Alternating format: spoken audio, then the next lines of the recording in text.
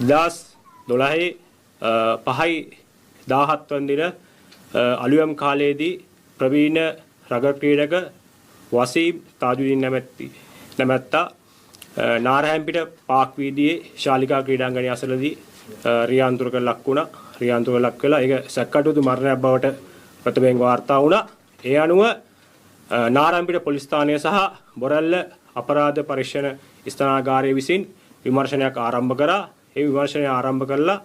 ඒ විමර්ශනයේදී අනාවරණය වූ කරුණු මත ඔවුන් සඳහන් කරනවා මෙය රියානුතුරින් සිදු වූ මරණයක් බවට සඳහන් කළා. එම විමර්ශන ගුණුව වසා දැමීමට කටයුතු කරනවා. ඉන් අනතුරුව 2015 දී එවකට කොළඹ දිසාභාර නියෝජ්‍ය පොලිස්පති ගාමිණී මතුරට මහතා විසින් එවකට පොලිස් පරිසරයට කටයුතු කර ලද එන්.කේ. ඉලංකෝන් මහතාට වෙත වාර්තාවක් යොමු කරනවා. එම වාර්තාව අනුව එවකට පොලිස්පති එන්.කේ. ඉලංකෝන් මහතා මෙම වසීම් තාජුදීන් මහතාගේ ඝාතනය සම්බන්ධව විමර්ශන අපරාධ පරීක්ෂණ දෙපාර්තමේන්තුව වෙත පවරනවා. අපරාධ පරීක්ෂණ දෙපාර්තමේන්තුව වෙත විමර්ශන පැවරීමෙන් අනතුරුව ඔවුන් මේ සම්බන්ධව ඉතාමත් පුළුල් ලෙස විමර්ශන කටයුතු සිදු කරනවා. එම විමර්ශන කටයුතු වලදී අනාවරණය වෙනවා මෙම මරණයේදී ප්‍රථම පශ්චාත් මරණ පරීක්ෂණය නිවැරදි ලෙස සිදු වුණේ නැහැ බව සැකසහිත බව. ඒ අනුව අපරාධ පරීක්ෂණ දෙපාර්තමේන්තුව විසින් ගල්කිස්ස මහේස්ත්‍රාත් අධිකරණය වෙත කරුණු වාර්තා කළා. මෙම මృత ශරීරය ගොඩ ගැනීමට කටයුතු කරනවා. ගොඩ අරගන්නේ එවකට කොළඹ ප්‍රධාන අධිකරණ වෛද්‍ය නිලධාරී විශේෂඥ වෛද්‍ය අජිත් තෙන්නකෝන් මැතිතුමාගෙන් යුත් ත්‍රිපුද්ගල කමිටුවක් මගින් තමයි ඊට පසුව මෙහි දෙවන පශ්චාත් මරණ පරීක්ෂණය සිද්ධ වන්නේ. ඒ දෙවන පශ්චාත් මරණ පරීක්ෂණයේදී අනාවරණය වෙනවා මෙම සිරුරේ ඇතැම් අස්ථි කොටස්. පපුව උදර බෙල්ල ප්‍රදේශයේ අස්ථි කොටස් අස්ථාන ගත වී ඇති බව. ඒ අනුව නිගමනයකට එළඹෙනවා මෙය මාරක රියාන්තුරක් මගින් සිදු වූ මරණයක් නොව මෙය මනුෂ්‍ය ඝාතනයක් බවට නිගමනය කරනවා.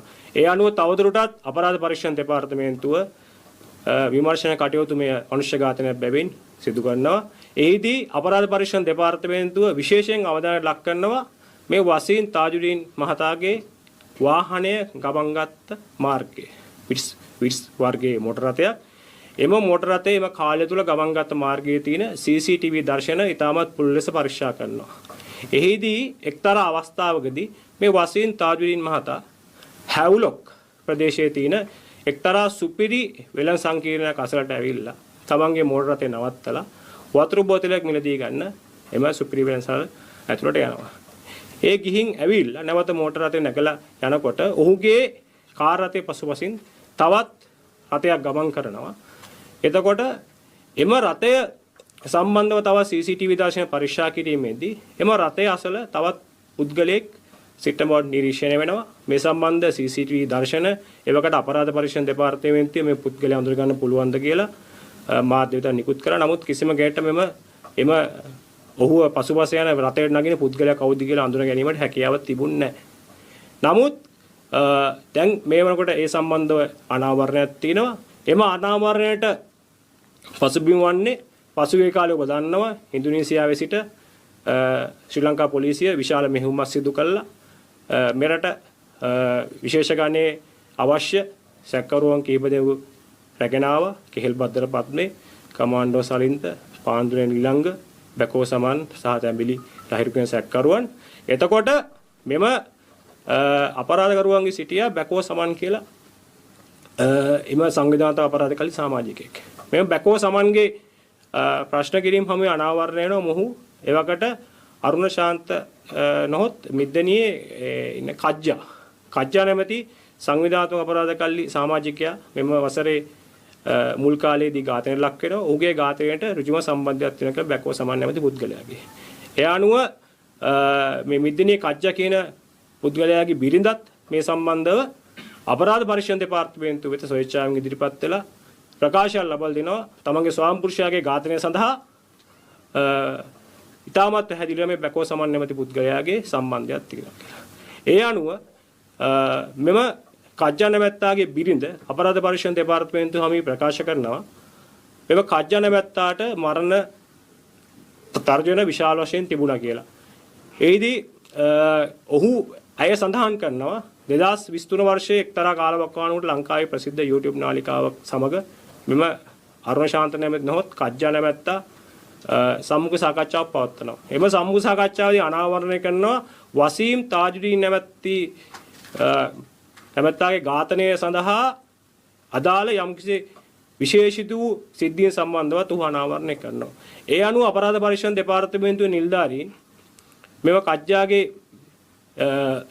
බිරිඳට මෙව වසීම් තාජුදීන් ඝාතනය සම්බන්ධව ඔබ දන්නා තොරතුරු මොනවද යන සම්බන්ධ විමසීමේදී අය විසින් පවසා සිටිනවා මෙම YouTube නාලිකාවට මගේ ස්වාමියා ප්‍රකාශ කරපු තොරතුරු තමයි දන්නේ කියලා. ඒ අනුව අපරාධ පරීක්ෂණ දෙපාර්තමේන්තුවේ නිලධාරීන් මේ සම්බන්ධව තවදුරටත් උනන්දු වෙලා අර ඉහතකී ඒ වසීම් තාජුදීන් මහතාගේ මෝටර රථයේ පසුපස හඹා යන එම මෝටර රථයෙන් නගින පුද්ගලයාගේ CCTV දර්ශන මෑට පෙන්වා සිටිනවා මොහු අඳුර ගන්න පුළුවන්ද කියලා. ඒ අනුව අය විසින් එම දර්ශන පරීක්ෂා කළා වැඩිදුරටත් අපරාධ පරීක්ෂණ දෙපාර්තමේන්තුව වෙත මේ වන විට ප්‍රකාශයක් ලබා දීලා තිනවා හඳුරගෙන තිනවා මේ ඉන්නේ තමන්ගේ ස්වාම පුරුෂයා කියලා. එම ස්වාම පුරුෂයා බවට හඳුනාගත්තේ විශේෂයෙන්ම අංග ලක්ෂණ වලින් මොකද CCTV දර්ශන පැහැදිලි ඉතා පැහැදිලිව නෙමෙයි.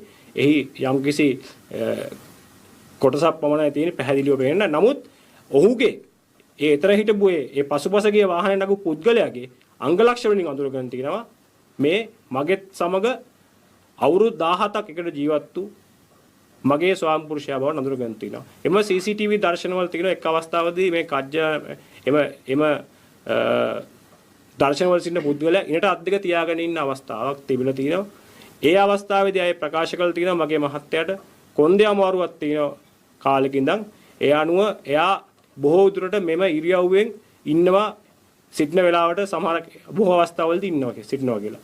එතකොට ඒ අනුව අයගේ ප්‍රකාශ වලින් තවදුරටත් තහවුරු වෙලා තියෙනවා එම CCTV දර්ශනයේ සිටපු පුද්ගලයා මේ මිද්දනියේ පෞගේ දවස්වල ඝාතනය වූ අරුණ ශාන්තනොත් කජ්ජා බවට දැනට අපරාධ පරීක්ෂණ දෙපාර්තමේන්තුව මගින් අනාවරණය සිදු කරගෙන තිබෙනවා. ඒ අනුව මෙම තාජුදීන් ඝාතනය සම්බන්ධව අපරාධ පරීක්ෂණ දෙපාර්තමේන්තුව මගින් වසර 13ක් තිස්සේ දීර්ඝ විමර්ශනයක් සිදු කරනවා මේ වලට මේ සිද්ධිය වෙලා මේ සිද්ධිය සම්බන්ධව පිටින් පිට ආందోලනාත්මක තොරතුරු අනාවරණය වුණා.